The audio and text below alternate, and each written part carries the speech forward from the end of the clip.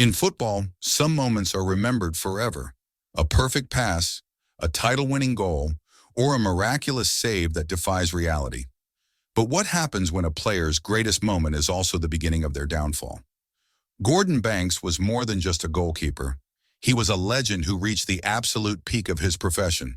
He made the greatest save in football history, a moment so impossible that even Pele was left in disbelief. But fate had different plans. Just when he should have been cementing his legacy, tragedy struck. A single event took away his vision, his career, and, in many ways, his place in football's history books. But did football ever truly repay him for his greatness? Was he properly honored, or was he forgotten too soon? Behind the scenes, was the football world as loyal as it should have been? This is the rise, the save, and the tragedy that ended it all. The story of Gordon Banks. Gordon Banks was never meant to be a footballer, at least not according to the world around him. Born in Sheffield in 1937 to a working-class family, his childhood was shaped by hardship.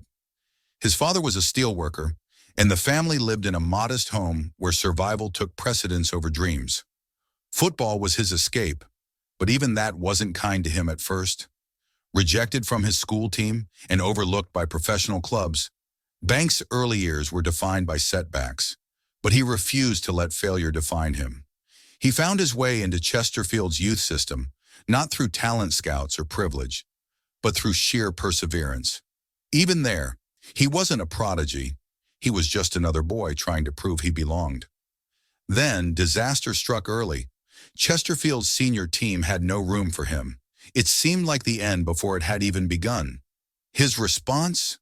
A job as a coal bagger, lugging 100-pound sacks in grueling conditions, earning pennies while his football dream slipped away. But fate intervened. An unexpected call-up to Chesterfield's reserves gave him one last shot, and Banks made sure he never went unnoticed again. His performances were raw but fearless. He had an instinct for impossible saves, reaction speeds that defied logic. Leicester City took a chance on him, and it was there that he transformed from an overlooked boy into England's most promising goalkeeper. By the mid-60s, Banks was England's undisputed number one, a rock between the posts. His performances were a mix of elegance and defiance, diving at the feet of attackers, stretching beyond human limits, commanding his defense with authority. Then came 1966, the moment that changed everything. England's World Cup winning team is remembered for its attacking stars. But without Banks, there is no glory. His saves in the tournament were just as vital as Geoff Hurst's goals.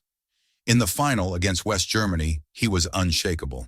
The country lifted the World Cup, and Banks stood among the heroes. But even then, was he truly appreciated? His journey from a near-forgotten youth player to the greatest goalkeeper in the world should have been enough.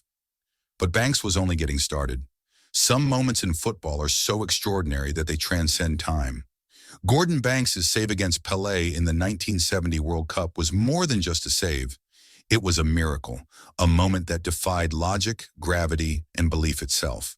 The stage was set in Guadalajara. England, the reigning world champions, faced Brazil, the tournament favorites, in a clash that felt more like a final than a group stage match.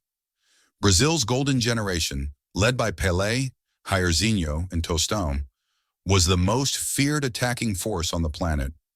England, however, had something no other team did. Gordon Banks at his peak. Then came the moment that would define Banks's legacy forever. Jairzinho charged down the right flank, leaving defenders in his wake. He sent a looping cross into the box, and there was Pele, soaring above everyone. The Brazilian rose with the elegance of a king and unleashed a header with pinpoint precision. It was textbook. It was unstoppable. Pele had already turned to celebrate. Even England's defenders stopped in disbelief. The ball was destined for the back of the net. Then out of nowhere, Banks flew. With reflexes that defied human capability, he dived low, arched his body backward, and with one last desperate flick of his right hand, he sent the ball over the bar. The entire stadium froze. Pelé himself couldn't believe it. "I thought that was a goal." The Brazilian legend later said, "I scored that header. Then I saw Banks appear in midair and somehow push it away. It wasn't just a save, it was a challenge to physics itself. The ball should have been in the net. The fact that it wasn't became one of football's greatest mysteries. But here's the irony. That moment became bigger than Banks himself. The 1970 World Cup is remembered for that save more than anything else he did. Some say it became a double-edged sword, overshadowing his entire career. But the question remains, did football truly appreciate Banks beyond that single moment? Football had given Gordon Banks everything: glory, respect, and a place among the greats. But in 1972, fate took it all away in an instant. He was still at his peak. Fresh off his legendary 1970 World Cup performances, Banks was a wall-in goal for Stoke City, helping them lift their first ever major trophy, the League Cup. He had proven time and again that even as he aged, his reflexes remained razor-sharp. But fate, as cruel as it can be, didn't wait for a natural decline. It struck him in a way no opponent ever could. One October afternoon, while driving home from training, Banks's car collided with another vehicle. The impact was brutal. The crash shattered his face, fractured his ribs, and left shards of glass embedded in his right eye. As he lay in the wreckage, blood pouring down his face, he couldn't see out of one eye. His greatest weapon, his vision, was gone. Surgeons did everything they could, but the damage was irreversible.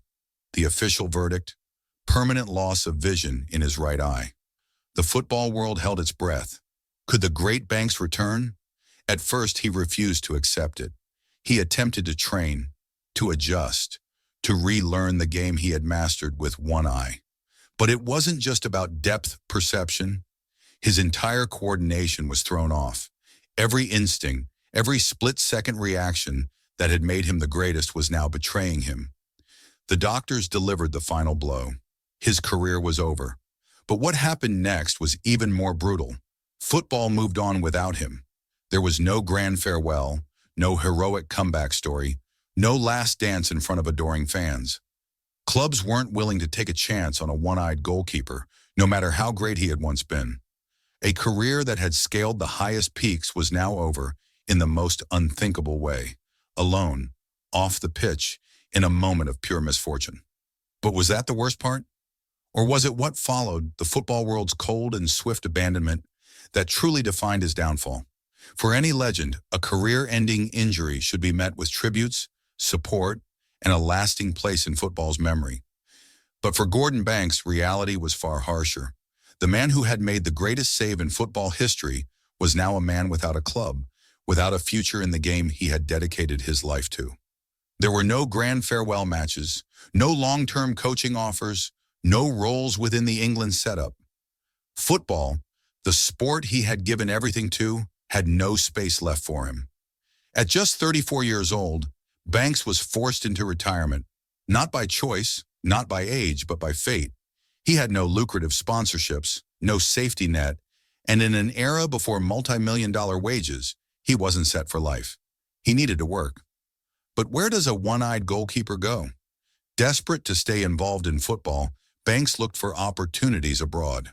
In 1977, 5 years after his accident, he was offered a short-lived lifeline in America. Fort Lauderdale Strikers, a team in the rising North American Soccer League, NASL, took a chance on him. A one-eyed Banks was still better than most keepers with two. Incredibly, despite his disability, he won the league's Goalkeeper of the Year award. But this wasn't England. This wasn't the top level. And despite proving he could still perform, there was no way back to Europe, no return to the spotlight. When his playing days truly ended, Banks faced the harshest reality of all: financial struggle. Unlike today's superstars, there were no ambassadorial roles, no media gigs waiting for him. Banks even considered a career in football management, but the offers were scarce. His name was legendary, but his opportunities were few. In the years that followed, he watched as modern football celebrated new heroes, new icons. But how often was his name mentioned? How often was he given the respect he deserved? One of England's greatest ever players, the man who had delivered immortal moments, spent his later years largely overlooked by the sport he defined. But did he accept this fate? Or did he have final words for the football world that had left him behind? Gordon Banks was more than just a goalkeeper. He was a symbol of excellence, resilience, and cruel misfortune. A man who reached the pinnacle of football only to have it all taken away in an instant. But despite the tragedy that ended his career, his legacy never truly faded. That save against Pelé became immortal, studied by goalkeepers for generations. His performances in England's 1966 World Cup triumph remain a testament to his greatness. And even after football turned its back on him, he never turned his back on football. Banks never became a bitter man. He never sought revenge against the sport that abandoned him. Instead, he continued to inspire. He mentored young goalkeepers, shared his knowledge, and remained a humble presence in football. He could have been forgotten, but those who truly understand the game know that there will never be another like him. But here's the real question. Did football ever do enough for him? Yes, he received tributes, but they came too late. England's World Cup winning heroes weren't given the recognition they deserved while they were alive. Modern football is built on the legacy of legends like Banks, but how often do today's stars mention his name? He should have been celebrated alongside the greatest icons in history, but instead his story became one of glory, tragedy, and quiet dignity. And yet, Gordon Banks' legacy cannot be erased. Every time a goalkeeper makes an impossible save, every time someone watches that moment against Pelé, they witness his greatness. A man who gave everything to football, and in the end, had to accept that football would move on without him. But legends never truly fade. Gordon Banks remains eternal. Gordon Banks' story is one of football's greatest paradoxes, a man who was celebrated and forgotten at the same time. His name belongs among the greatest, yet he never truly got the recognition he deserved in his lifetime. But now the question is for you. Did football honor Gordon Banks the way it should have? Or was he another legend left behind by the sport he gave everything to? Let us know your thoughts in the comments. If you enjoyed this deep dive into football's lost icons and untold stories, make sure to subscribe and turn on notifications. We bring you the real stories behind football's legends, the glory, the tragedy, and everything in between. Until next time, keep the spirit of the game alive. See you in the next one.